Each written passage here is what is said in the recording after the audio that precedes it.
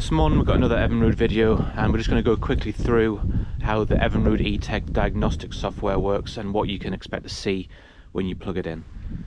So to carry out the diagnostics on the Evinrude, we need the E-tec diagnostic unit, which has USB on one end for the laptop and the Evinrude end, which plugs into the Evinrude engine itself. We also need a laptop with the software already installed. So the first thing we're going to do is remove the cowling, and it's a handle here and identical on the other side. Okay, so we've got the cowling off now, and the plug-in for the diagnostics is right here. So it's just in front of the fuel filter, just below like the flywheel cover, and it's this grey port here. It just unplugs, it's just got a blank in it, and that's where we plug in the other end of that diagnostic unit into. So we've got the device plugged in there now, and the other end here, with the application open for the Evinrude diagnostics, gets plugged into the USB serial port. The engine is set to the standby position on the key, so one before the cranking, and then we're into the diagnostics. So we'll just accept that.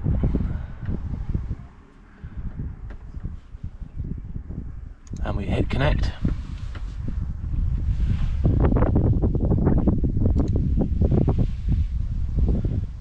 And that should be us into the diagnostics now. So now we've got the diagnostics onto the laptop. I'll switch over to the laptop and we'll go through some of the things that you can see and do with the Evinrude diagnostics software. So on the first page here, once we've plugged in and connected, we've got the identification of the engine, which just runs through the engine model number, the serial, the horsepower, the cylinder numbers, EMM serial numbers, software versions. On the right hand side we've got maximum engine speed, the engine run time, just short of 200 hours on this engine. The time it's had no oil, because this is a two-stroke, it's had 0 seconds, which is good. The break-in time, the maximum temperatures reached, start cycles. We've got the oil, what type of oil it's run, which is XD100, and whether it's in tiller or remote. This one's set to remote. So on the second page we've got the monitor, which is basically monitoring the engine at its current state. At the moment the engine's off, we're not running it, so we've just got the current here, which is 0, throttle position 0. System voltage is 11, which the battery's pretty low, it needs charging. If it was running, it would have a charge here, showing the amps of charge. At the moment 0, because obviously the engine's off. We've got pressures, inlet temperatures, and engine and EMM temperature. So on the next page we've got the settings, which just shows like oil break-in times, the steering, if we can set it to tiller or remote, and we can change the oil setup to either TC, W3, XD30 or XD50. It's currently set to XD100. We've got the ignition timing, the fuel injection, and the engine options. We're not going to change any of that.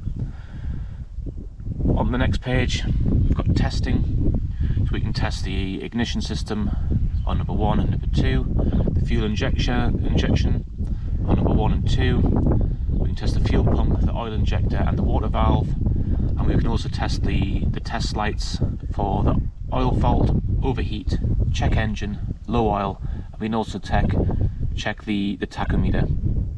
We can also check the EMM lights, LED 2, 3 and 4. One of the most important ones is the fault detection, which gives us the fault codes and everything like that. On this engine, as you can see, we haven't got any, which is good. On the next page we've got profile, which gives us a few readouts. On this page here you can see you've got the engine speed profile, so it's got a graph from the bottom starting at 0, working all the way up to the engine's maximum speed it's ever reached, and the graph just shows the time at which it's sat at those speeds in seconds. And on the right hand side we've got a readout which just gives it a percentage and the seconds. The next one is the engine temperature, which again just shows a graph of the engine temperatures it's reached, and again the EMM temperature, and then a one of the last 2 minutes, which is pretty irrelevant to us because we've not had the engine running. So that sort of concludes the basics of the diagnostic readout for the Evinrude ETEC. It's pretty self-explanatory. You do need this if you're changing the injectors or for fault diagnostics, because although it does have a sort of a in the field one, it doesn't really give you anything more than what you can see on there. So it's a handy bit of kit to have. Obviously you've got to have a laptop and the diagnostic readout, but it's something that most people can get. It's not tied to dealers. You can buy them online. I think you can get it for Suzuki's as well, probably Yamaha. But all in all, it's a good bit of equipment to have and invaluable for fault diagnostics. So once we're finished, obviously we just disconnect it from the engine and turn the key off and any battery isolators that it might have. So when it comes to diagnostics of an Evinrude, it's something we always do is do the readout. It just gives you information that you normally wouldn't have with an outboard engine, and it's pretty in-depth, as you've seen. So from the export of the laptop, it gives you a PDF readout which you can email to your customer or print out.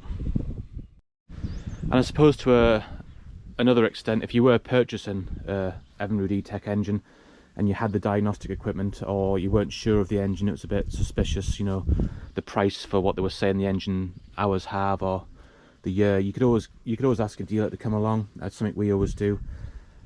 I mean, it's not a big job. If you've just seen there, you literally just, it's plug and play, and you can get a readout. You can't, as far as I'm aware, dupe the EMM software into reading anything else out. It's linked to the engine, same as the injectors are, and it's a foolproof way of proving the engine's hours and history.